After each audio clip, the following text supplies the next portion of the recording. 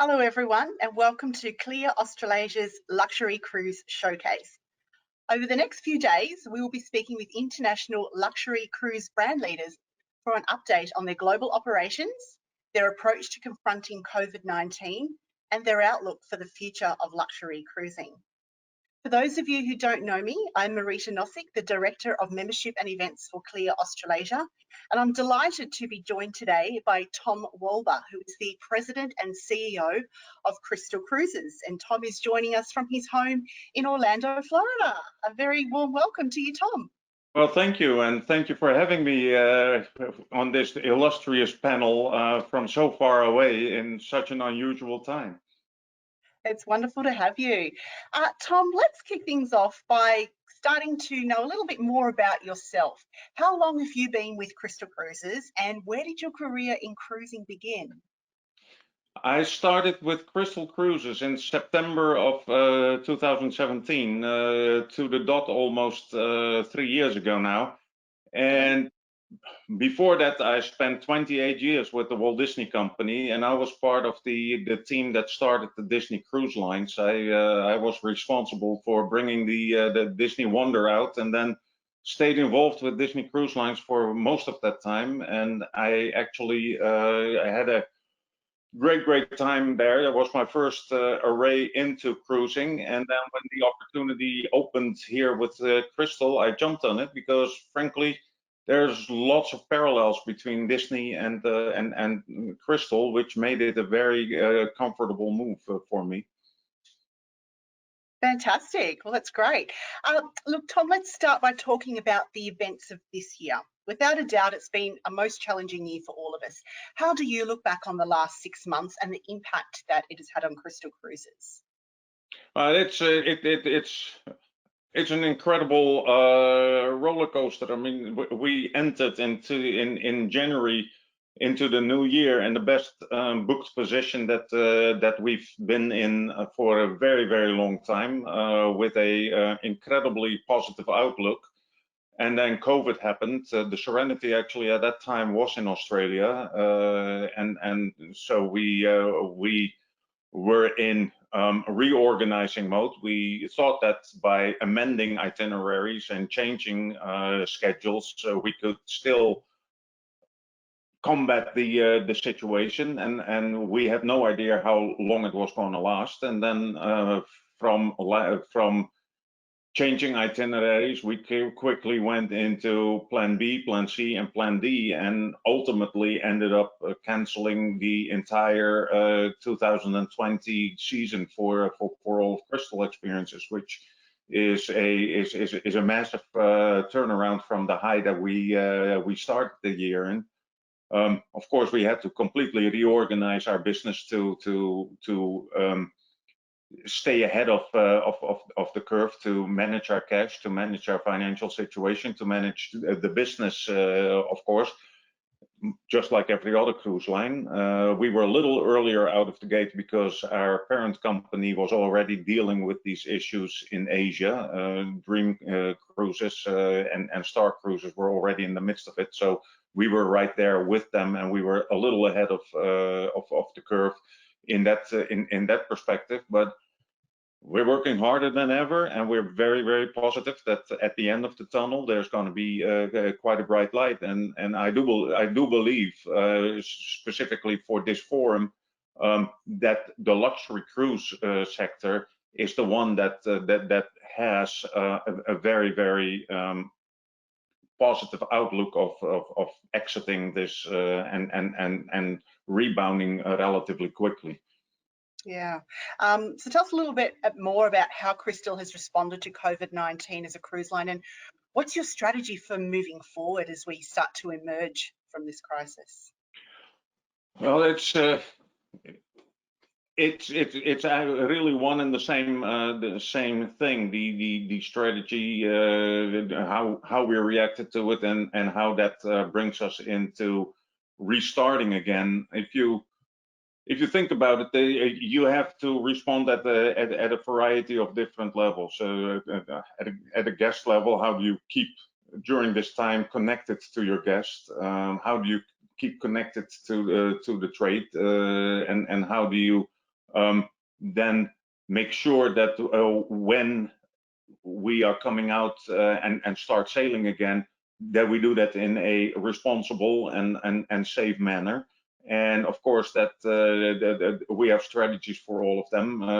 To start with, we keep connected with our guests through our Crystal at Home program, where we every week have one of our celebrity chefs prepare some of the favorite recipes for our guests on a Sunday, and they cook with him and they share their experiences online. On Friday night we have the entertainment at the Galaxy, and so we bring in guest entertainers. Last Friday we had our show band from all their different homes around the world come together online, and we made them perform the show tunes for the guests.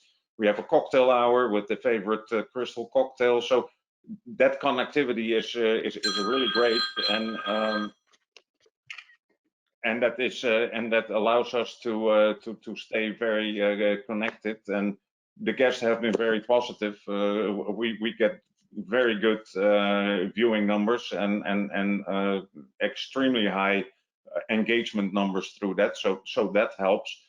On the trade side, of course, like everyone else, we're battling the whole canceling of cruises situation, future cruise credits, refunds, etc., etc. However, we have put some programs in to keep the trade connected with us. The Crystal Confidence programs, where people can book now without putting deposits down. So we won't have that.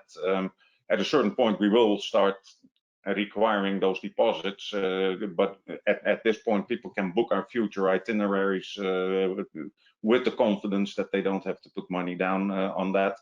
And then from a restart perspective, we have the Crystal Clean Plus program, which really is, and I think that all of my colleagues are going to respond the same to this. It's a variety of things that start at home with questionnaires, making sure that the guests have the appropriate insurance, making sure that they're healthy when they're coming to the ports, and then making sure that they get screened before they go on and during their stay with us.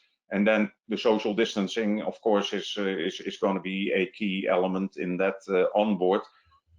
That is one of the main reasons, or not one of the main reasons, was one of the big reasons why I think that that luxury cruising is going to have a bit of a leg up, because the density on luxury ships is already quite a bit less. I mean, luxury ships are known to have much more space per passenger available than mass lines, for lack of a better term. So therefore, that social distancing is a little easier to achieve. From a dining point of view, we typically have more dining options available to guests. We have enhanced the ability to serve people in their stateroom any type of menu out of any of the restaurants. There is a portion of our buffets that people could serve themselves. That's no longer the case. They will all be served. However, that is not a major change in our operation, because we already had the staff there available. We would be taking plates and dishes to the guests' table, and so it's just a reallocation of some of the resources. So in that sense, we can do that. And then, of course, there's cleaning protocols. There is the medical center, the isolation rooms, etc., etc., etc. There's a massive response plan that's available online for anyone to peruse if they want to. That's great. Given you operate in several different spheres of cruising, do you see Crystal's river cruise operations having the opportunity to perhaps restart ahead of ocean cruises?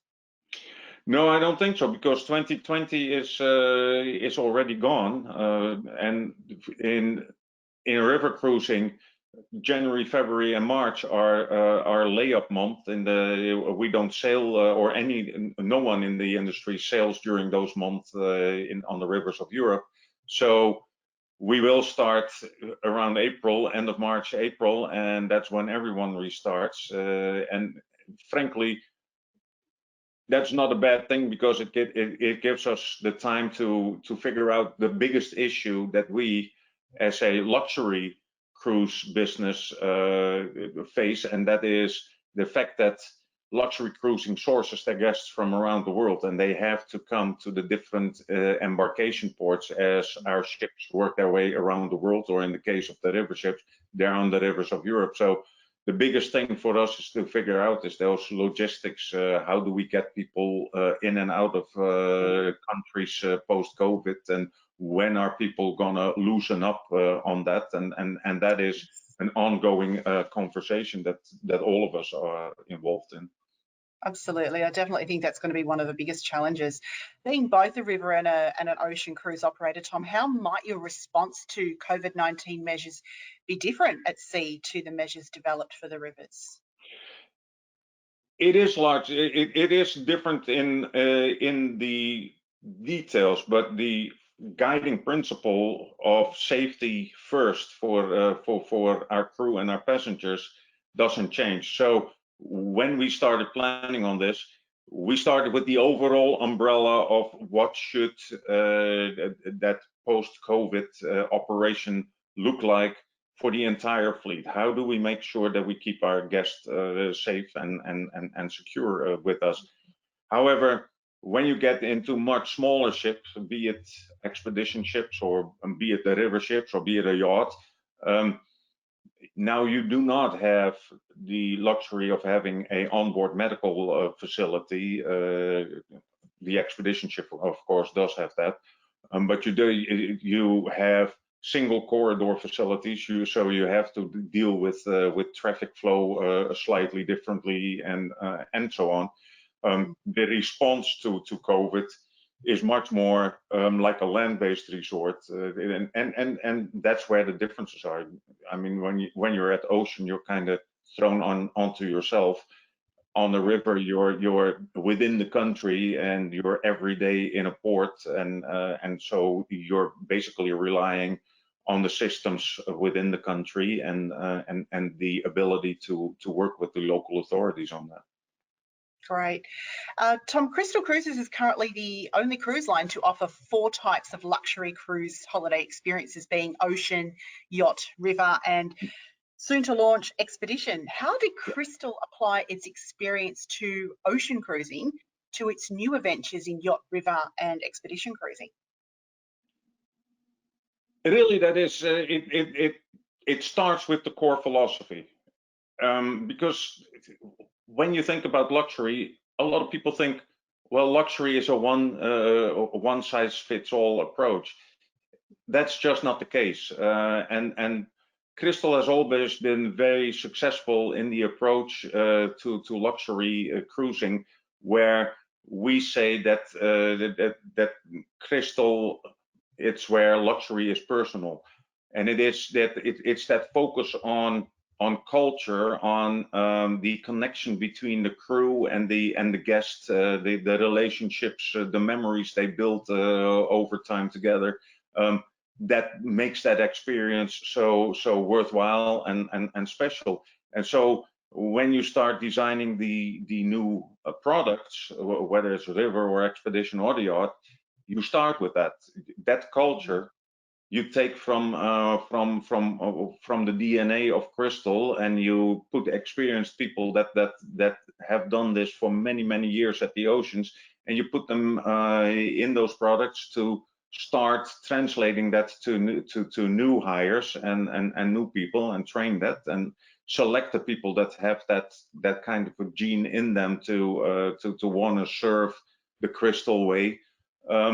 And that with that it starts, and then from a design point of view, we make sure that there is a design language across all the different platforms that translates well, so that when you're on a river ship, or you're on the ocean ship, or you're on the expedition ship, you kind of feel that it is Crystal because it's the same color schemes, it's the same design language, and it connects very well across all the experiences. And then last and certainly but not least, again, the amount of space that we offer to our guests translates very well. On Ocean, we have the most public space per passenger available. Expedition will have by far the most space available per passenger. And we have that same philosophy on the river as well. There's more space per passenger available than anywhere else. So those are the things that really connect to our guests, things that they think Crystal is. And so we bring that to those new experiences. And then you combine that with some key connecting elements, entertainment. There's a certain level of entertainment that Crystal does that connects, and that the enrichment series, the live entertainment programs. So we make sure that we do that in all of our experiences. Now, we won't have a full show band in the theater on a river ship, but we do have live entertainment moments that have the same kind of a feel. The same for the enrichment programs. And last but not least, the dining, of course. The level of dining, the level of culinary experience that you are used to from Crystal on the ocean ships translates to the river ships, will translate to the expedition ships, and certainly is there at the yacht as well. So it's those key elements that people are longing to see when they want a Crystal experience. They are going to be there. Fantastic. And Tom, I guess for those people that are very loyal to Crystal and have cruised with you time and time again, and they develop relationships, and friendships with some of the staff and the crew, are they likely to see some of that staff and crew move across that, may have worked on ocean, perhaps work on river, or work on your expedition yacht? Yeah, absolutely. I mean, the person that runs the operations for our river business was a former hotel director on the ocean ships, Joseph, and one of our chefs from ocean is on river. We have people that have come back and forth. We have people on our river ships that came from the ocean but now want to be closer to home, so they are there. We have people that have moved from the river to the ocean ships, and it's the same for the expedition. We already have the list of the crew, and there's quite a few of the crew that are on the yacht that want to go to expedition. And then there's other people that are going from the river to the yacht or from the ocean to the yacht. So there's always that cross fertilization amongst all the experiences. Fantastic, that's great. The arrival of Crystal Endeavour will mark your first foray into the expedition cruise environment. Yeah. How will Crystal's offering differ from that of other expedition cruise operators, and what can we expect both on board and ashore? Well, the core of the experience is the itineraries, and the itineraries are well set and they're very well done by the leaders in the expedition cruise business that have done this for many years. So we're certainly not gonna pretend that we can teach them how expedition cruising is done. Of course, we will have our expedition leaders, and we'll have a personalized style of how we're going to achieve that. But the biggest difference is that we are going to do it we're going to offer these itinerary experiences and those experiential voyages that people are longing for in a truly luxury way. This is a ship that is built with luxury in the back of their heads. It's a 200-passenger, 20,000-ton ship with 5 restaurants, a multitude of toys on board, from helicopters to submarines to whatever you can imagine. It will have a full spa. It will have a full enrichment center. It'll have a big show lounge. It'll have a small casino. So it has everything that a luxury passenger would want to have, but then with the itinerary and with the hardware that allows them to go and do the Ross Sea and do Antarctica, Arctica, etc. Yeah, fantastic. We certainly look forward to her delivery. What other So, plans? What other plans does Crystal have for the future in terms of its fleet and other new concepts? well, I think that if you think about it, we started at the ocean, right, with our ocean-going ships, and Crystal did that for 25 years very well. And then Genting purchased Crystal with the mind frame of expanding the luxury brand of Crystal and offer more experiences. And of course, we want to grow at the ocean as well, because that's our bread and butter. That's where we grew up. But we really wanted to start with the smaller experiences to give our existing passengers new ways to experience the world with Crystal. So whether that's river cruising or the cruising in the Adriatic with the yacht, or even the airplane experiences that we have, and now the expedition cruising that is coming. Yeah. We also needed to bring new people into the mix to set ourselves up for that next phase of growth, because a lot of people have been, as you said, very loyal to Crystal, and we thank them for that. But we also need to refresh the guest base from time to time. And with the river and the yacht experience specifically, we've been able to bring in new people to the brand that now are starting to also take ocean cruises and booking ocean cruises.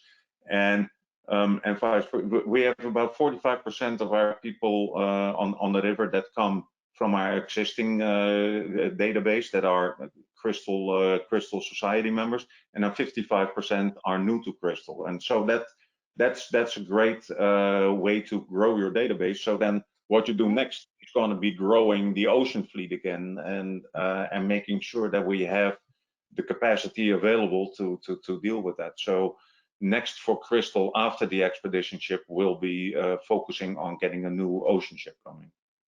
Fabulous. So we look forward to hearing more about that in due time. Yeah. Tom, let's talk a little bit now about environmental sustainability, which has continued to be a focus for the cruise industry and will remain very much a priority when operations do resume. Can you tell us a little more about the Crystal Clean program and Crystal's commitment to the protection and preservation of the environment? Well, it has always been a big commitment for us, because we're traveling the most beautiful parts of the world, and we certainly want them to remain beautiful for generations to come.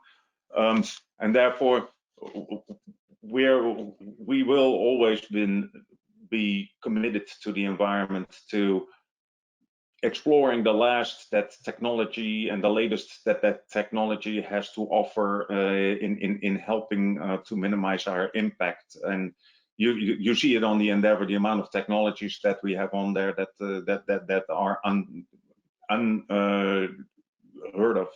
People haven't seen them before. I mean, we have long range underwater sonar to spot where there's herds of sea mammals or whatever, so we can change position and not go close to them.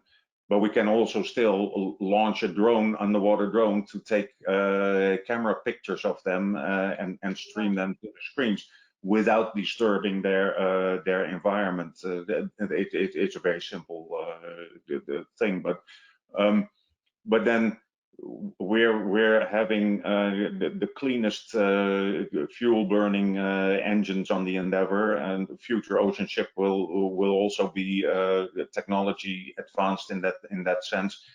Nothing goes overboard at Crystal, so we're doing everything we can to keep up with that technology, to keep ourselves ahead of the curve, and continue to be the best partners we can be in leaving our footprint as small as possible.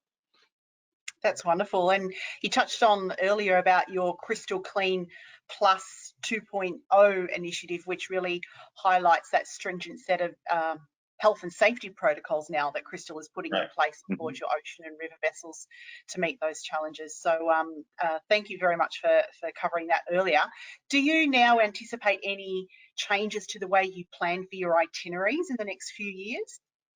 Well, that is of course the big question. We have plans A, B, and C depending on how CDC moves, how we are able to restart our business around the world. Luxury cruise ships usually slowly work their way around the world to be in season in the best possible locations where our guests wanna sail with us. In the summer we're in the Baltic, in the Med, in Alaska. In the winter we are in Asia, Australia, New Zealand, you name it. The problem with all of those is that you need to fly there. And you have to have that airlift, and you have to have the country welcome you without 2-week quarantines, because that's not very practical for a vacation. So if we go down that path, yes, our itineraries can very well be dealt with. If it is going to be a long-term, very restrictive type of environment, we will go and try to make much more regional itineraries that source more regional and that deploy more regional until we can go and expand our range again. But we have plans in either scenario. But I hope that we can continue to work our way around the world, because that truly makes for the most exciting itineraries possible. And part of the post-COVID plan, by the way, is also working with all of the partners in the different countries and and the short programs that we're offering in those different countries, and how we will allow people to go and visit our different countries without taking undue risk. So it's all in the mix, and it's all being planned for. Yeah, that's fantastic. How important is it to you, Tom, to have a really strong relationship with travel agents as the cruise industry works towards recovery? And how will Crystal support its agent partners moving forward?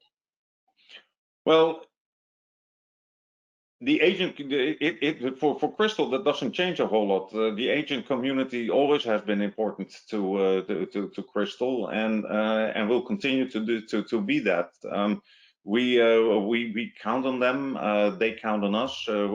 We've had good, long-lasting relationships. I mean, we're going together through a very rough patch, and we'll see how we come out on the other end together. But when we come to the other end, we will come out of it on the other end together, and in one configuration or another, and we will be working together again in selling all these exciting experiences. Of course, we're all really, so eager to see a safe return to cruising. How do you see the luxury market performing when cruise operations do resume? Well, it's interesting, because I have had many conversations with our different port partners, countries, etc. And one of the things that a lot of people forget is that pre-COVID, we had a lot of issues with overcrowding in tourist destinations. Just think about Venice, think about Dubrovnik, think about Amsterdam. It was overrun by people, and the local resistance to that started increasing. And we knew, we were working as a cruise industry already very closely with a lot of these destinations to minimize that impact. Now we're in this COVID period. A lot of these destinations kind of liked that they got their cities back to themselves, but they didn't like that they lost all the revenue that came with that. So a lot of the partners over there have told me that they would love to have 75 to 80% of the income of tourism with about 50% of the tourists. And the way that you almost logically come to that is by then sorting to what is the most contributing visitor that visits those ports, and that is the people that spend the most money and spend the most time. Luxury cruise passengers often stay longer overnights in key ports because they're longer itineraries. They often stay longer at night because, again, that is the demand in the luxury business. People want to experience the nighttime in the destinations. And luxury passengers just spend a lot more money in the local economy. So a lot of the destinations are very eager to see the luxury ships come back with that positive of an impact. With that also comes that luxury ships are smaller, so the amount of passengers that it drops in a city is less. So the amount of pressure that it puts on the risk of COVID, the reaction to that, it's a little less. It's more manageable. It's you can spread it easier. So there's a lot of inherent reasons why luxury is going to be very welcomed and very early on welcomed in a lot of these destinations. Then combine that with the makeup of the luxury passenger, a lot of them can be more flexible with their time commitments. They can travel when they want to. So we can start coming back whenever that works for us.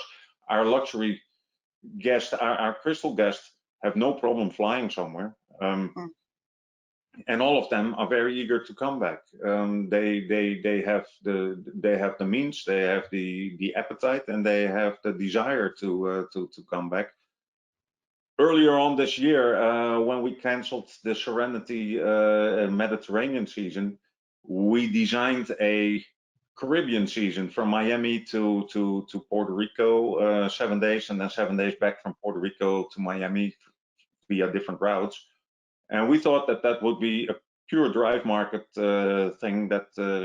And when we started selling it, over 50% of the bookings was from people from the West Coast and the Northwest of the United States, and they were all booking flights to come and join the ship. And actually, that itinerary sold very rapidly when we unfortunately had to cancel it again.